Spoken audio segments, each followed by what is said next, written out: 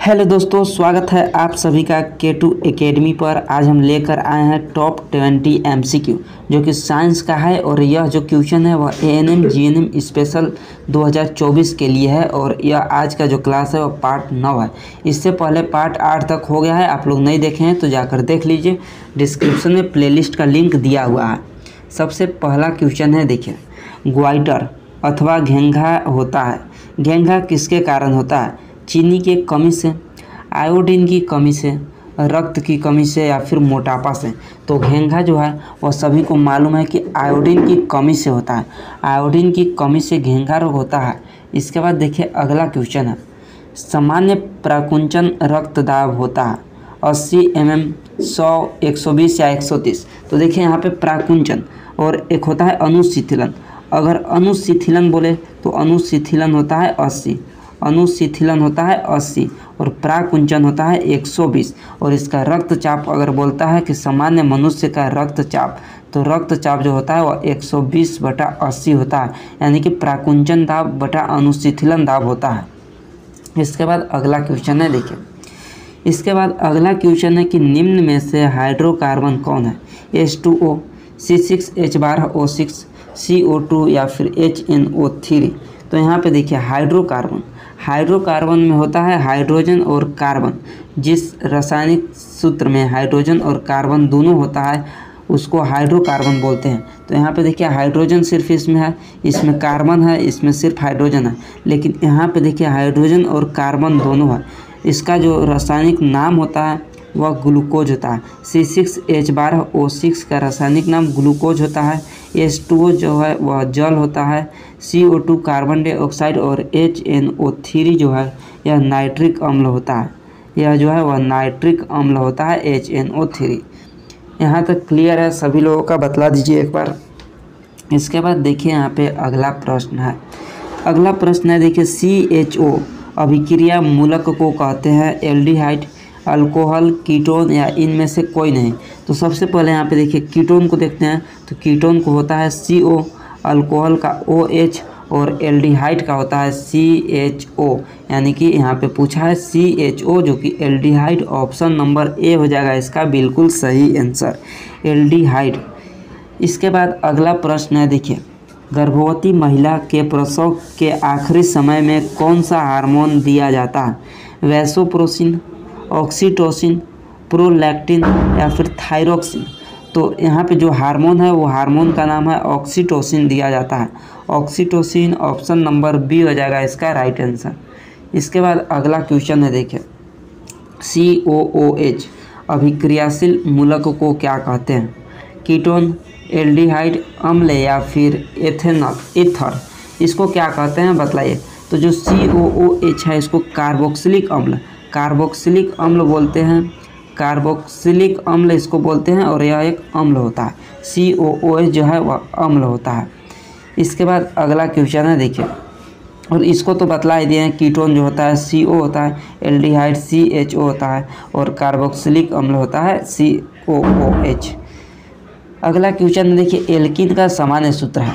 Alkene, alkene और alkyne तीनों का सूत्र याद यहाँ पे रखना है। तो सबसे पहले देखिए यहाँ पे पूछा एल्कीन, तो एल्कीन का होता है CnH2n।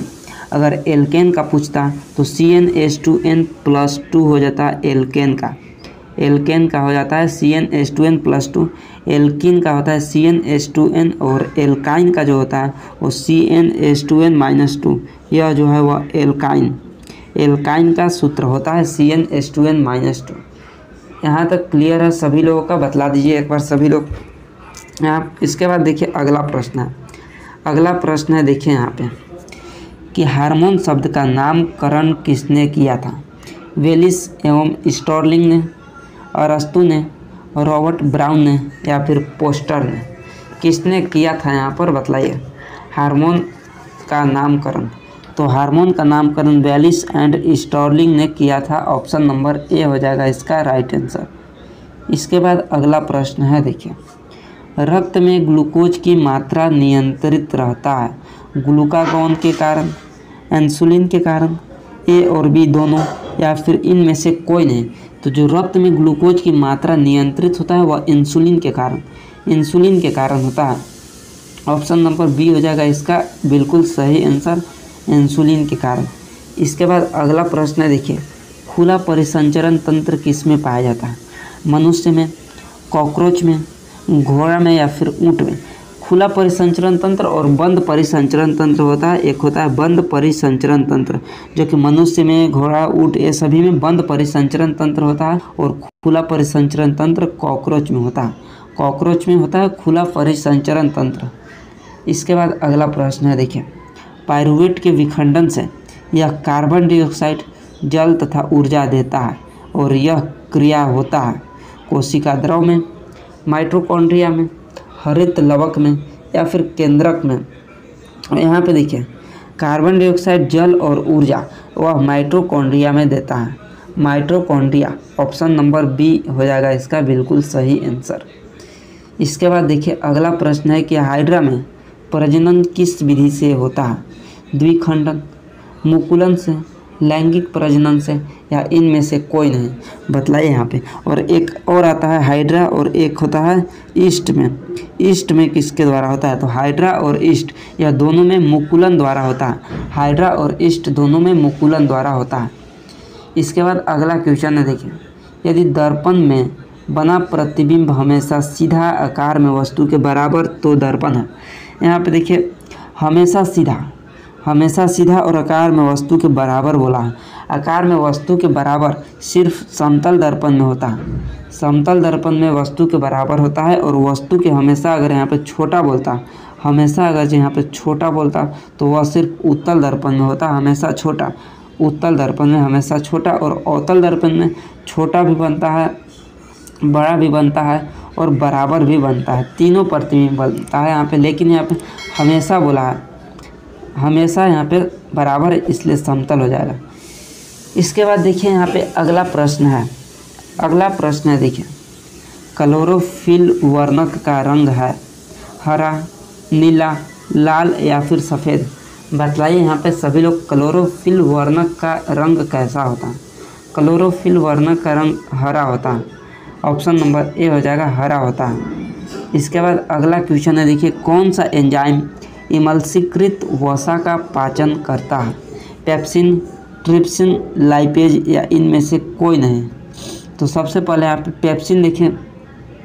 पेप्सिन प्रोटीन के लिए है और ट्रिप्सिन भी प्रोटीन पाचन के लिए है, और लाइपेज जो है वह वसा के पाचन के लिए है, वसा के लिए है लाइपेज। ऑप्शन नंबर सी हो जाएगा इसका राइट आंसर।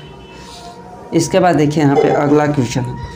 इसके बाद अगला प्रश्न है, देखिए कि पत्तियों में प्रकाश संश्लेषण द्वारा बना भोजन पादप के अन्य भागों में किसके द्वारा भेजा जाता है? जाइलम द्वारा, फ्लोएम द्वारा, रंध्र द्वारा या इनमें से सभी के द्वारा? यहाँ पे भोजन बोला है, कभी कभी जल बोलता है, कभी क्वेश्चन में जल बोलता है, कभी भोजन बोलता है। अगर जल बोलता है तो जल जाइलम द्वारा, यहाँ पे याद रखिए ज से जल होता है और ज से जाइलम, जल का परिवहन जाइलम द्वारा, और फ्लोएम द्वारा होता है भोजन का। और यहाँ पे देखिए जल होता है इसलिए जाइलम, और फल होता है यानी कि भोजन, तो फ्लोएम हो जाएगा। तो इसका जो बिल्कुल सही आंसर है वो फ्लोएम हो जाएगा, भोजन का परिवहन फ्लोएम द्वारा। इसके बाद अगला क्वेश्चन है, देखिए अगला क्वेश्चन है मानव हृदय का औसत प्राकुंचन दाब लगभग, इसको तो बतला है 120/80, और अनुशिथिलन दाब जो होता है वह 80 और प्राकुंचन दाब 120, लेकिन यहाँ पे औसत प्राकुंचन दाब 120/80 हो जाएगा इसका राइट आंसर।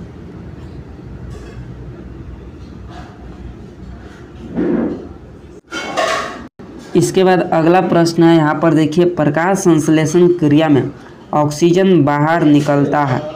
प्रकाश संश्लेषण की क्रिया में ऑक्सीजन कहाँ से बाहर निकलता है? जल से, CO2 से, ग्लूकोज से या फिर डिक्टियोजम से? तो यहाँ पे देखिए प्रकाश संश्लेषण की यहाँ पे अभिक्रिया दिया हुआ है। यहाँ पे देखिए 6CO2 + 6H2O। प्रकाश संश्लेषण के द्वारा यहाँ पे ग्लूकोज और ऑक्सीजन बनता है। और जो यह ऑक्सीजन है, यह ऑक्सीजन पूछा है कहाँ से निकलता है? तो ये जो ऑक्सीजन है वह जल के टूटने से बनता है, ऑक्सीजन जल से निकलता है। Option number A. और ये जो क्वेश्चन है बहुत ही इम्पोर्टेंट क्वेश्चन है, अक्सर एग्जाम में पूछ लिया जाता है। ऑप्शन नंबर ए हो जाएगा इसका बिल्कुल सही आंसर।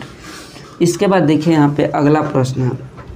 अगला प्रश्न है यहाँ पर देखिए यहाँ पे देखिए प्रश्न है कि CN+H2N+2 निम्न में किसका सामान्य सूत्र है।